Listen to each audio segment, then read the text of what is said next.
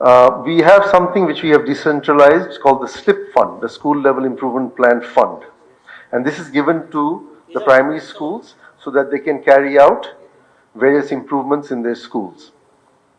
But do we ask them to actually come up with a plan as to what they will invest in? Is there detailed programming available there that will understand, okay, this is what we need to invest our money in? So without this kind of planning, just raising the budget will not necessarily be productive. Definitely we want the budget to be raised, but we also want this kind of planning to come in.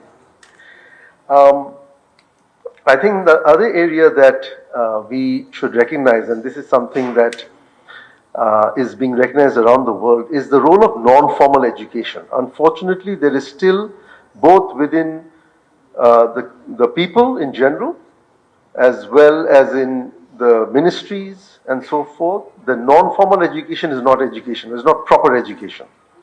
Non-formal education is for those who are not so advantaged and so forth. But non-formal education, lifelong learning, is something that is very, very vibrant in the developed countries. And so this is something that I think is something that also should be looked upon. The non-formal education is given due recognition. And there are certain steps being taken, which we are very happy about. Another area that we can look at, particularly if we want to send workers abroad, is international certification. Bringing the standards of Bangladesh up to international certification. So just to give you an example, the technical school education in Australia is TAFE. TAFE has set up campuses in other countries. So can we look at, in the future, setting up TAFE type centers? Because then if I can get them certified, they will have a much easier pathway to go to jobs abroad, as well as building a quality workforce for the country.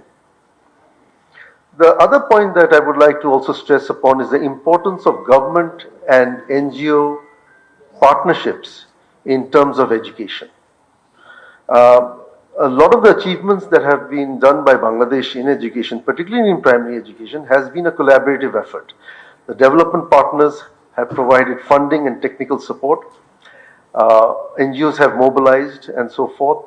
The state has taken lead on various aspects. So this is something also that I think is very important that we, and there is a framework that has been approved long time ago. There is a framework for government and NGOs to collaborate together, because like I said, a lot of things cut across all politics, all groupings, all stakeholders, and education and health are two of those.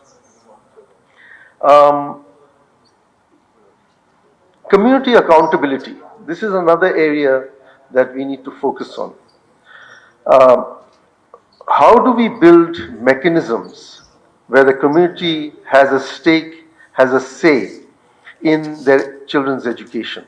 It cannot just be left to the school and the teachers. If you look at all the countries that are doing this well, the community engages with the schools, with the teachers. So can we have a mechanism whereby the community brings in certain checks and balances in terms of how schooling, how education is rolled out? And I think there is some research on this. It's a very small research done by SOAS in England and Brack University, where they found, and again, it's a very small sample size, but they found that when you had parent-teachers associations, school management committees, influential community members taking an interest in the school, those schools perform better. So the evidence is there.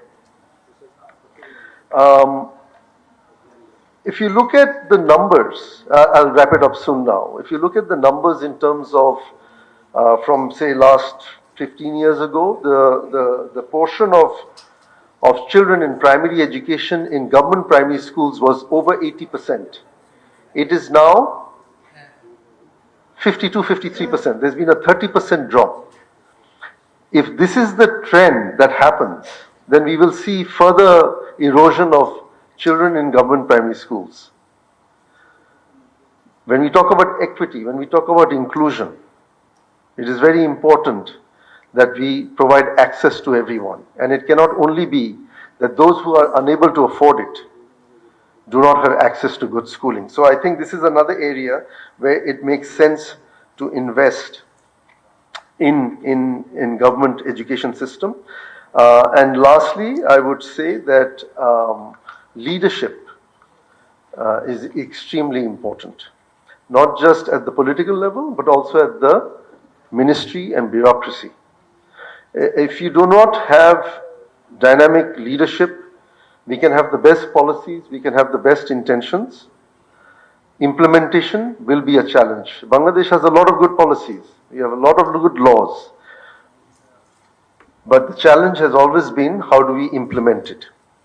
How do we implement it well so that it is inclusive, it is equitable, and it is of a standard that we can be proud of, and that we will feel proud to send our children to government school, non-government schools, whatever they be, but that the standards are equitable, are inclusive, and the same for everyone.